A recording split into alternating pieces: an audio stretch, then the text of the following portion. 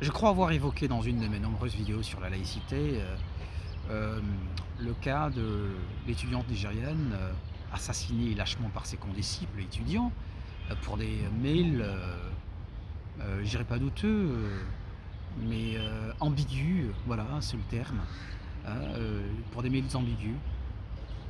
Et alors aujourd'hui, je ne parlerai pas de Yakubu, mais bien sûr du Nigeria, où il y a eu des attentats. Et c'était ce dimanche, le dimanche de Pentecôte, le 6 juin.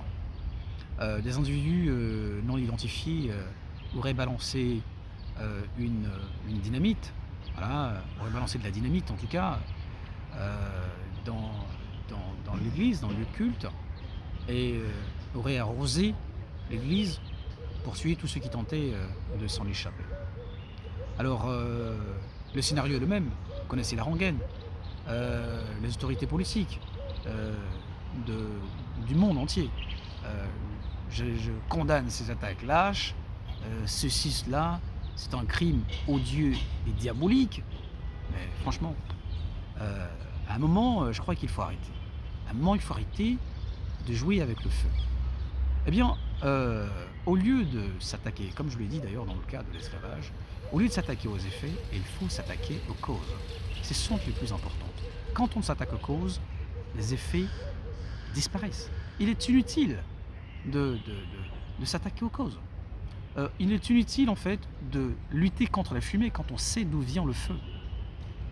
Eh bien, tout le problème de l'Afrique d'ailleurs, et je l'ai dit en parenthèse, c'est que la laïcité, comme certains principes sociaux, euh, sont une chance pour le monde et pour l'Afrique. C'est-à-dire que nous n'avons pas pensé certains principes et la colonisation, bien sûr, nous les a donnés, à savoir la laïcité et le républicanisme en réalité. Vous voyez, pour, bien sûr, éviter les conflits que nous avions hier, les uns contre les autres, mais ce conflit n'est pas inhérent à l'Afrique, c'est le monde entier. Partout, les ethnies se sont combattues, les tribus se sont combattues. Vous voyez. Et donc, la laïcité et le républicanisme doivent être, nous devons les approprier. Eh bien, euh, dans le cas de ces attentats, qu'est-ce qu'il faut comprendre? Eh bien, le Nigeria, c'est 36 États, dont 12 sous la charia. Ce qui veut dire que la laïcité même, en fait, il ne faut pas y penser. Ça n'existe même pas dans ce pays. Voilà. Si dans l'État du Sud, dans les États du Sud, il n'y a pas d'attentat, ben, ça ne veut pas non plus dire qu'ils sont laïcs. Non. Et ils ne sont pas laïcs. Ils sont entre eux. Et donc, tous les problèmes que nous enregistrons, tous les problèmes religieux que nous enregistrons au Nigeria, relèvent de cette absence de laïcité. Cette incapacité des autorités nigériennes à imposer l'ordre. Cette absurdité aussi qui consiste, en tout cas en Afrique, à croire qu'un État est important quand il est économiquement puissant. Vous voyez bien que la puissance économique ne fait pas la stabilité. Qui voudrait aller dans un pays où il n'y a aucune stabilité sociale, où on pourrait se faire tuer? Alors, je ne parle pas des États-Unis, je ne parlerai pas des États-Unis, c'est comment dire, ça peut faire l'objet d'un autre débat, mais parlons de ça. Un pays qui est dans un désordre, mais incroyable. Alors que l'autorité peut simplement, comme je l'ai dit, l'autorité comment dire, est propriétaire de tout, et de tout le monde, et de tout le monde avant tout le monde. Et il a les moyens que tout le monde. Donc, que l'empêche-t-il d'imposer la laïcité quand c'est nécessaire pour préserver des vies, pour assainir la société et comment dirais-je, pour garantir une certaine liberté de conscience et assurer le progrès, le véritable progrès humain. Les autorités se moquent complètement. Mais je l'ai déjà dit, la laïcité, le républicanisme, tout ça, les Africains s'en moquent parce que de toute façon c'est une affaire de blancs. C'est comme ça qu'on parle en Afrique. C'est une affaire de blancs, donc ils n'en ont rien à faire. Vous voyez. Le problème du Nigeria, c'est que les 40 morts qui, je crois, sont encore provisoires, qui est en bilan provisoire, je crois, auront certainement leur suite. C'est-à-dire qu'il y aura certainement d'autres attentats, ça ne manque pas, puisque la cause n'est pas comment dire, n'est pas éteinte. Vous voyez, c'est quand, comme je l'ai dit, je crois l'avoir dit dans cette vidéo, inutile de s'attaquer à la fumée quand on sait d'où elle vient, quand on sait où se trouve le feu, d'où elle vient. Il faut éteindre le feu, et bien l'éteindre. Eh bien la laïcité le permet. Une laïcité pratique et non pas formelle. Vous voyez? Maintenant, parlons du Mali, que je crois avoir omis d'évoquer dans mon introduction. Récemment, au Mali, qui est aussi un terreau de djihadisme, le Mali, pour ceux qui connaissent, pour ceux qui connaissent ce pays, il conviendrait avec moi qu'il n'y a absolument pas de laïcité. Ce pays d'ailleurs est étranger de la laïcité. Et récemment, je crois, il y a 5-6 mois, le ministre du culte, alors vous imaginez dans un pays qui se prétend être laïque, il y a un ministère du culte, a déclaré de manière inconsciente que le Mali était en état islamique. Et il s'est très vite en fait, fait recadrer parce que les chrétiens qui représentent 10% de la population s'en sont indignés. Et qu'est-ce que le ministre a fait? Il nous a aligné une enfilade de bons mots. Le Mali est comment dire, est une nation une et indivisible, ce qui est faux. Il n'y a pas de nation une et indivisible. Deuxièmement, le Mali est laïque, ce qui est faux. Quand on est laïque, en fait, les gens ne prient pas dans l'espace public et les religieux ne sont pas aussi, comment dire, n'ont pas autant de pouvoir, qu'ils puissent, comment dire, soulever des foules, comme c'est le cas de l'imam Dicko et d'ailleurs tous les imams. Pour ceux qui connaissent le Mali, c'est un pays où il n'y a pas de laïcité. Les radios les radios, les chaînes de télévision sont prises d'assaut par les imams, par les marabouts et que sais-je d'autre.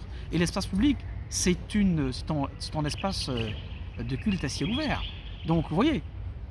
Et donc le ministre nous a sorti un peu tout ça.